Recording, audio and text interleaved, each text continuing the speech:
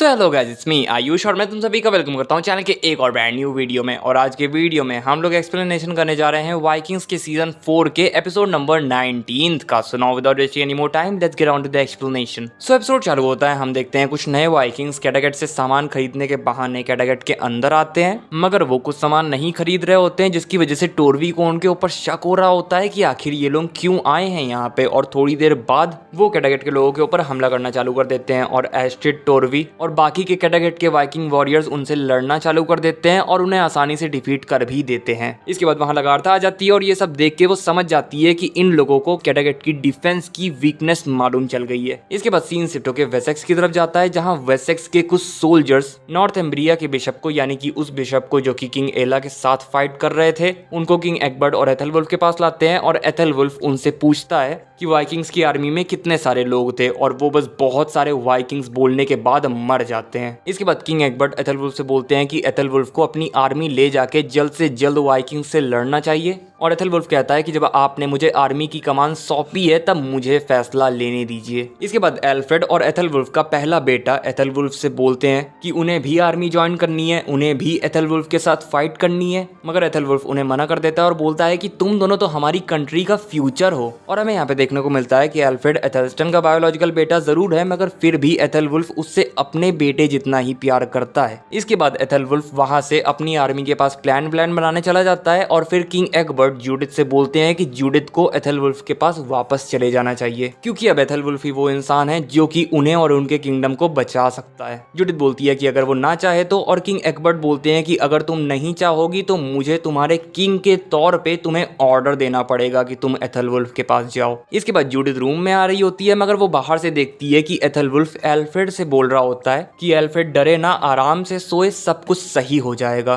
और एल्फ्रेड बोलता है कि उसे गर्व तो है ही कि उसका बायोलॉजिकल फादर एथेल्स्टन है, मगर वो इस बात से भी खुश है कि उसका फादर एथेलवुल्फ है, क्योंकि मैरिज के लॉ के अनुसार जूडिथ का बेटा एल्फ्रेड एथेलवुल्फ का ही बेटा है। इसके बाद सीन शिफ्ट होता है, वेसेक्स के सिविलियंस वाइकिंग्स की आर्मी को आता देख डर के भाग रहे होते हैं, और वेसेक्स का एक सोल्जर ये देख के तुरंत ये बात जाके एथेलवुल्फ को बताता है, जिसके बाद एथेलवुल्फ और उसकी पूरी आर्मी तैयार हो जाती है वाइकिंग्स की आर्मी से लड़ने के लिए। बिशप एडमंड एथेलवुल्फ और उसकी पूरी आर्मी को ब्लेस करते हैं और वेसेक्स के सारे लोग उम्मीद करते हैं कि एथेलवुल्फ जीत के आए। इसके बाद एथेलवुल्फ अपनी पूरी फैमिली को गुड बाय करता है। हम देखते हैं एथेलवुल्फ और जूडिथ के रिलेशन थोड़े से अच्छे हो गए होते हैं, और किंग एग्बर्ट एथेलवुल्फ के पास आके उससे बोलते हैं कि अभी तक वो एक बहुत ही बुरे फादर थे, मगर अब वो एथेलवुल्फ से सच्चा वाला प्यार करते हैं। इसके बाद हम देखते हैं कि सारे वाइकिंग्स वेसेक्स के एक रेप्टन नामक समुद्री तट पर आ गए होते हैं, और आइवर अपने भाइयों से बहस कर रहा होता है कि सबको उसका कहना मानना चाहिए, उसे इस आर्मी का लीडर होना चाहिए, क्योंकि रैगनार उसे अपने साथ ले गया था वेसेक्स इंग्लैंड में। बेसिकली वो लोग आपस में लड़ रहे होते हैं और फ्लॉकी उनका मुंह बंद करा देता है ये बोल के कि रैगनार के जाने के बाद, रैगनार के मरने के बाद अब वो सब लड़ रहे हैं आपस में। इसके बाद सीन शिफ्ट होकर एथेलवुल्फ के ऊपर जाता है, जिसे कि उसका असिस्टेंट बताता है कि वाइकिंग्स रेप्टन पे रुके हुए हैं, और एथेलवुल्फ बोलता है कि तो फिर हमें भी रेप्टन जाना चाहिए, क्योंकि यही हमारी डेस्टिनी है। इसके बाद फ्लॉकी सो रहा होता है कि तभी हेल्गा उसे जगाती है और उसे बताती है कि टेनारूस भाग चुकी है। फ्लॉकी पहले तो टेनारूस को ढूंढने नहीं जाना चाह रहा होता है, मगर जब हेल्गा उसे और ज्यादा फोर्स करती है, इंसिस्ट करती है, तब फ्लॉकी को ना चाहते हुए भी टेनारूस को ढूंढने जाना पड़ता है। और बहुत ढूंढने के बाद टेनारूस फ्लॉकी को मिल जाती है, मगर वो बहुत ज्यादा डरी होती है, तो फ्लॉकी उसे समझाता है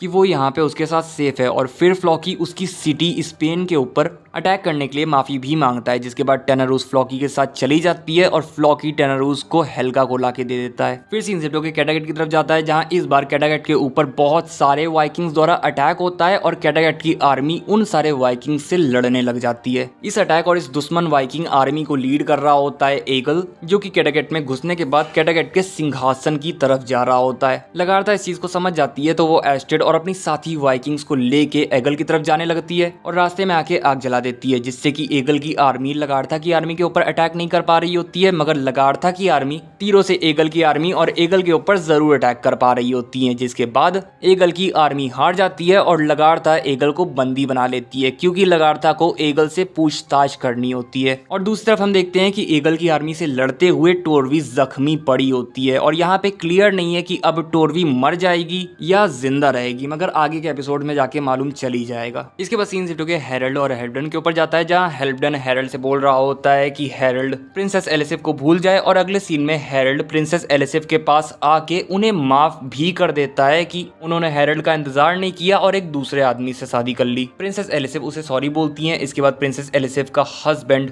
विक वहां आ जाता है जो कि हैरल्ड के लिए दोस्ती का हाथ आगे बढ़ा रहा होता है, मगर हैरल्ड विक को जान से मार डालता है और फिर प्रिंसेस एलिसिफ को सॉरी बोल के वहां से चला जाता है। अगले सीन में हम देखते हैं कि लगातार एगल को टॉर्चर कर रही होती है, उससे पूछ रही होती है कि तुम्हें किसने भेजा है, मगर एगल उसे कुछ नहीं बता रहा होता है। जिसके बाद लगातार एगल की वाइफ को वहां ले आती है और कहती है कि अगर एगल उसे बता देता है तो वो एगल और उसकी वाइफ को जिंदा छोड़ देगी। जिसके बाद एगल अपना मुंह खोल देता है और बताता है कि किंग हैरल्ड ने उससे कहा था कैटागेट के ऊपर अटैक करने को। इसके बाद सीन शिफ्ट होता है, हम देखते हैं वाइकिंग्स की आर्मी वेसेक्स की तरफ वेसेक्स के ऊपर अटैक करने जा रही होती है कि तभी वाइकिंग्स की आर्मी के पास उनका एक खबरी आता है जो कि उन्हें बताता है कि वेसेक्स की आर्मी ऑल्सो वाइकिंग्स की तरफ आ रही है और वेसेक्स की आर्मी भी काफी बड़ी है। जिसके बाद बियॉर्न जहां वो होते हैं वहीं उन्हें कैंप बनाने को बोल देता है और कहता है कि कल वो सब लड़ेंगे वेसेक्स की आर्मी से। और आइवर उनसे कहता है कि जब तक वो लोग कैंप बना रहे हैं तब तक वो आगे जाके बैटलफील्ड को देख के बैटलफील्ड का मुआयना करने जा रहा है, क्योंकि अब उनके पास बड़ी आर्मी है और वेसेक्स के पास भी बड़ी आर्मी है, जिस वजह से वो उसी टाइप से नहीं लड़ सकते जिस टाइप से वो अभी तक लड़ते आए हैं। और आइवर फिर बियॉर्न को भी अपने साथ चलने को बोलता है और उससे कहता है कि चलो हम जाके बैटलफील्ड को इन्वेस्टिगेट करें ताकि हम एक नया और अच्छा प्लान बना सके। जिसपे बियॉर्न कहता है कि अगर प्लान वर्क करेगा तो ये अच्छा प्लान है, अगर प्लान नहीं वर्क करेगा तो ये बुरा प्लान है। और इतना बोल के बियॉर्न और आइवर बैटलफील्ड को चेक करके प्लान बनाने चले जाते हैं। इसके बाद एलिसिफ हैरल्ड के पास आके उससे बोलती है कि उसने गलती करी हैरल्ड का इंतजार ना करके विक से शादी करके, और अब वो हैरल्ड को अपने आप को सौंप के अपनी इस गलती को सुधारना चाहती है। और फिर इसके बाद वो हैरल्ड को सेड्यूस करने लगती है। जिसके बाद हैरल्ड भी उसके साथ सेक्स करने की ट्राई करने लगता है और इसके बाद एलिसिफ हैरल्ड को जान से मारने के लिए अपनी चाकू निकाल लेती है कि तभी वहां पे हेल्पडन आके हैरल्ड को बचा लेता है और एलिसिफ को जान से मार डालता है, जो देख के हेल्पडन का दिल वापस से टूट जाता है। इसके बाद सीन सेटो के नेक्स्ट डे की तरफ जाता है जहां एथेलवुल्फ की आर्मी आगे जा रही होती है और सामने उसे वाइकिंग्स की आर्मी दिख जाती है, मगर वाइकिंग्स एथेलवुल्फ की आर्मी के ऊपर अटैक नहीं करते और उल्टा वापस चले जाते हैं। जिसके बाद एथेलवुल्फ को लगता है कि वो सारे वाइकिंग्स उससे डर रहे हैं, जिसकी वजह से वो अपनी आर्मी लेके वाइकिंग्स के पीछे जाने लगता है। मगर यही तो आइवर का प्लान होता है जो कि उसने बियॉन्ड के साथ इस जगह को इन्वेस्टिगेट करके बनाया होता है। एथेलवुल्फ की आर्मी को फिर पीछे वाइकिंग्स की आर्मी दिखती है, जिस वजह से वो पीछे वाइकिंग्स की आर्मी की तरफ जाने लगते हैं और इसका फायदा उठा के जंगल में छुपे वाइकिंग्स एथेलवुल्फ की आर्मी के ऊपर तीरों से अटैक करने लग जाते हैं। एथेलवुल्फ की आर्मी शील्ड से अपने आप का बचाव करने की कोशिश कर रही होती है, मगर फिर भी एथेलवुल्फ की आर्मी के बहुत सारे सोल्जर्स मारे जा रहे होते हैं। इसके बाद अचानक से एथेलवुल्फ की आर्मी के ऊपर अटैक होना बंद हो जाता है, जिस वजह से वो आगे जाके चेक करता है, मगर उसे वहां कोई भी वाइकिंग नहीं मिलता। और तभी दूसरी तरफ से वाइकिंग्स की आर्मी आ जाती है और इस बार भी जैसे ही एथेलवुल्फ अपनी आर्मी को लेके वाइकिंग्स की आर्मी की तरफ जाने लगता है, वैसे ही वापस से ये लोग एथेलवुल्फ की आर्मी से दूर भागने लगते हैं और सर्कल में घूम के फिर से एथेलवुल्फ की आर्मी के पीछे आ जाते हैं, जिससे कि एथेलवुल्फ इरिटेट हो जाता है और डिसाइड करता है कि वो रेप्टन के तट पे जाएगा, जहां जाके